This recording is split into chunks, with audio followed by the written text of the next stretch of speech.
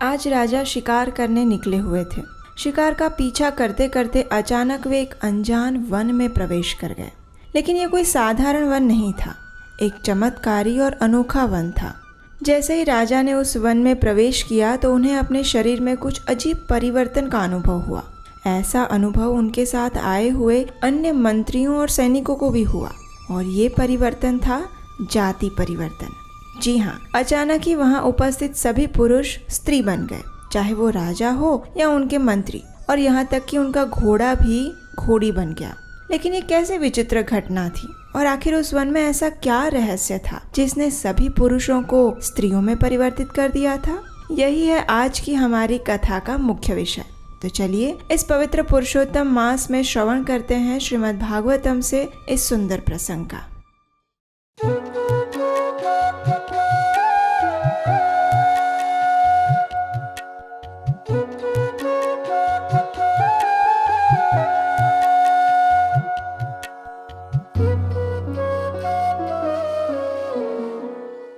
हरे कृष्णा। स्वागत है आपका आज की पुरुषोत्तम मास विशेष कथा में। ये कथा प्रसंग उस समय का है जब विवस्वान के पुत्र श्राद्धदेव इस मनवंतर के मनु थे, यानी ये कथा इसी मनवंतर की है जिसमें हम हैं। अब दुर्भाग्य से क्या हुआ कि लंबे समय के बाद भी श्राद्धदेव मनु की कोई संतान नहीं हुई। अनेक तपस्याएं, व्रत, अनुष्ठान सब कुछ करने के बाद भी श्राद्धदेव और उनकी पत्नी श्रद्धा निसंतान रहे। अब ये बात जब उनके गुरु वशिष्ठ ऋषि को पता चली तो उन्होंने मित्र और वरुण देव को प्रसन्न करने के लिए एक यज्ञ आरंभ किया। सब कुछ अच्छे से चल रहा था, लेकिन उस समय कुछ ऐसा हुआ जो नहीं होना चाहिए था। अब देखिए, ये यज्ञ हो रहा था श्राद्ध देव को एक पुत्र प्राप्त हो, इसलिए जिससे कि वे सृष्टि रचना कार्य आगे बढ़ा सकें। लेकिन इस विषय में उनकी पत्नी श्रद्धा का विचार कुछ और था। जब यज्ञ में आहुति देने का समय आया तो वो अकेले उन पुरोहितों के पास पहुंच गई जो इस यज्ञ में आहुति देने वाले थे। वहां जाकर श्रद्धा ने पुरोहितों से प्रार्थना करते हुए कहा कि वे इस यज्ञ के द्वारा पुत्र के स्थान पर पुत्री प्राप्त हो, ऐसी आहुतियां दें। अब जब यज्ञ के दौरान आहुति देने का समय आया तो उस पुरोहित को श्रद्धा की बात याद आ गई, और फिर उसने वषट शब्द से शुरू होने वाले मंत्रों की आहुति देना प्रारंभ किया। और इसका परिणाम ये आया कि राजा ने तो पुत्र प्राप्ति हेतु यज्ञ किया था, लेकिन रानी के हस्तक्षेप के कारण कुछ समय पश्चात रानी श्रद्धा ने एक पुत्री को जन्म दिया, और इस पुत्री का नाम रखा गया ईला। हालांकि निसंतान राजा अपनी पुत्री को अत्यंत प्रेम करते थे, लेकिन फिर भी उनके मन में कहीं न कहीं ये बात खटक रही थी कि वे उस यज्ञ से उनके वंश को आगे बढ़ाने वाले पुत्र को प्राप्त नहीं कर पाए। इसलिए एक दिन राजा अपने गुरु वशिष्ठ ऋषि के पास जाते हैं और उनसे पूछते हैं, हे ऋषिवर, आप तो आत्मज्ञानी हैं, आपकी तपस्या और शुद्धता इतनी है कि आपके किसी भी वचन के निष्फल होने का प्रश्न ही नहीं उठता।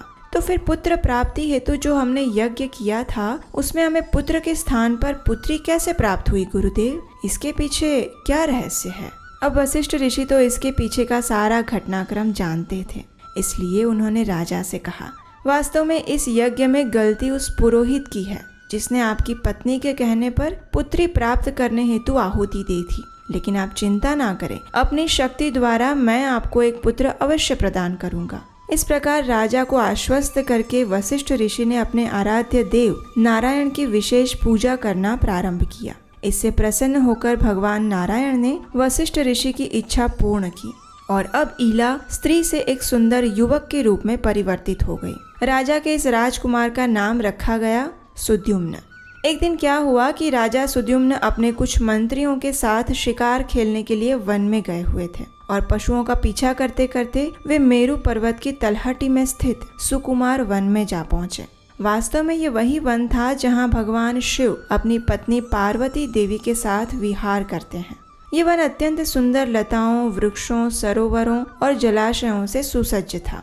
इसमें अनेक सुंदर पक्षी चहचहा रहे थे और शीतल सुगंधित वायु बह रही थी।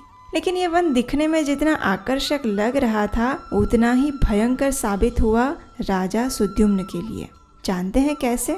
तो जैसे ही राजा सुद्युम्न ने इस वन में प्रवेश किया तो अचानक ही वे एक सुंदर स्त्री में परिवर्तित हो गए। उनके साथ जो मंत्री आए थे वे सभी भी स्त्रियां बन गए, और यहाँ तक कि वे जिस घोड़े पर सवार होकर आए थे वे सभी घोड़े भी घोड़ियां बन गए। अब इस प्रकार विचित्र जाति परिवर्तन देखकर वे सभी आश्चर्यचकित रह गए। उन्हें समझ नहीं आ रहा था कि ये अचानक क्या हो गया। तो वास्तव में उसके पीछे भी एक रहस्यमय प्रसंग छिपा हुआ था, जिसके विषय में राजा सुद्युम्न बिल्कुल अनजान थे। एक समय क्या हुआ था कि भगवान शिव और माता पार्वती उस वन में एकांत में समय व्यतीत कर रहे थे और उसी समय कुछ ऋषि मुनियों का समूह भगवान शिव से मिलने के लिए वहां आ पहुंचा। अब अचानक इन सभी ऋषियों को देखकर माता पार्वती अत्यंत लज्जित हो गए और उसी क्षण वे वहां से चली गई। ये देखकर ऋषि मुनि भी उस स्थान से चले गए। उस समय अपनी पत्नी को प्रसन्न करने हेतु भगवान शिव ने ये घोषणा की कि आज के बाद जो भी पुरुष इस वन में प्रवेश करेगा वह स्त्री में परिवर्तित हो जाएगा। शिवजी द्वारा की गई इस कठोर घोषणा के बाद किसी भी पुरुष ने उस वन में प्रवेश करने का साहस नहीं किया था। लेकिन राजा सुद्युम्न तो इस ऐतिहासिक प्रसंग से संपूर्ण अनजान थे और इसलिए अब उन्हें इस स्त्री के शरीर में उसी वन में रहना पड़ा। और भाग्यवश वे इतनी सुंदर नारी बन चुके थे कि उन्हें देखकर किसी भी पुरुष का मन आकर्षित हो सकता है। जब चंद्रदेव सोम के पुत्र बुध ने स्त्री बने हुए सुद्युम्न को देखा तो वह उनसे अत्यंत आकर्षित हो गए। इधर ये कन्या भी उनसे उतनी ही मोहित हो चुकी थी और उन्हें पति रूप में प्राप्त करना चाहती थी। परिणाम स्वरूप बुध और सुद्युम्न बने इस कन्या का विवाह हुआ और उन्होंने एक पुत्र को जन्म दिया जिसका नाम पड़ा पुरुरवा। इस प्रकार कुछ समय व्यतीत हो गया, लेकिन आखिर सुद्युम्न को अपने गुरु वशिष्ठ ऋषि का स्मरण हो आया। जब ऋषि वशिष्ठ ने सुद्युम्न की इस दयनीय स्थिति को देखा तो उन्होंने सुद्युम्न को पुनः पुरुषत्व प्रदान करने के लिए भगवान शिव की पूजा की। अब देखिए, इससे शिवजी तो प्रसन्न हो गए, लेकिन वे माता पार्वती को दिया हुआ अपना वचन भी नहीं तोड़ सकते थे। इसलिए उन्होंने बीच का मार्ग निकाला। उन्होंने वशिष्ठ ऋषि से कहा, मासं पुमांस भविता मासं स्त्री तव गोत्रजः इत्थं व्यवस्थया कामं सुद्युम्नोऽवतु मे दिनम्। तुम्हारा शिष्य सुद्युम्न मेरे आशीर्वाद से 1 महीने के लिए पुरुष रहेगा और 1 महीने के लिए स्त्री बनेगा। इस प्रकार वह अपनी इच्छा अनुसार संपूर्ण विश्व पर राज्य कर सकता है। और शिवजी के आशीर्वाद और अपने गुरु वशिष्ठ की कृपा से राजा सुद्युम्न अब हर दूसरे महीने पुरुषत्व प्राप्त कर लेते थे और 1 महीने वे अपने कार्य से अवकाश लेते। इस प्रकार वे अपना संपूर्ण राज्य चलाने लगे। लेकिन उनकी प्रजा उनसे अधिक प्रसन्न नहीं लग रही थी, क्योंकि वर्ष का आधा समय तो उन्हें अपने राजा के बिना ही रहना पड़ता था। समय के साथ साथ राजा सुद्युम्न वृद्ध हो गए। उन्होंने अपना राज्य शासन अपने पुत्र पुरुरवा को सौंप दिया और वे जीवन की सर्वोच्च अवस्था को प्राप्त करने हेतु जंगल में चले गए। तो ये थी अधिक मास के उपलक्ष्य में आज की श्रीमद् भागवतम कथा। अगर इस कथा को सुनकर आपका मन प्रसन्न हुआ है तो इस वीडियो को लाइक करिए, आपके अपने इस चैनल को सब्सक्राइब करिए और इस कथा को अन्य लोगों को भी शेयर करिए। अगर आप प्रतिदिन हमारी ये कथाएं सुन रहे हैं और अगर आप हमारे इस प्रयास में हमारा सहयोग देना चाहते हैं तो स्क्रीन पर दिए गए नंबर पर आप हमें अपना आर्थिक योगदान भेज सकते हैं। तो चलिए इस परम पवित्र पुरुषोत्तम मास में अपनी चेतना को अधिक से अधिक कृष्णमय बनाने का प्रयास करते हैं और सदैव भगवान की दिव्य लीलाओं का स्मरण करते हुए, उनके धाम को याद करते हुए उनसे उनकी शुद्ध प्रेमा भक्ति की याचना करते हैं। वृंदावन रम्य स्थान दिव्य चिंतामणि धाम रतन मंदिर मनोहर आवृत कालिंदी नीरे राजहंस केली करे ताहे शोभे कनक कमल तार मध्ये हेमपीठ अष्टदले वेष्टित अष्टदले प्रधान नायिका तार मध्ये रत्नासने बसिया छे दुई जने श्याम संगे सुंदरी राधिका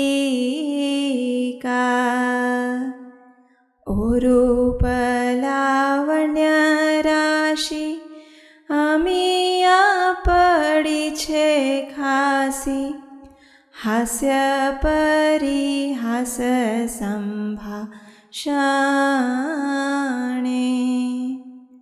नरोत्तम दास कहे नित्य लीला सुखमय सदाई स्फुरक मोरा माने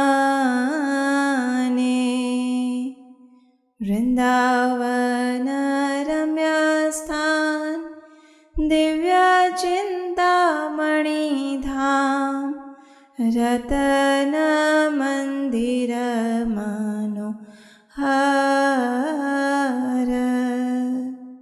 हरे कृष्ण।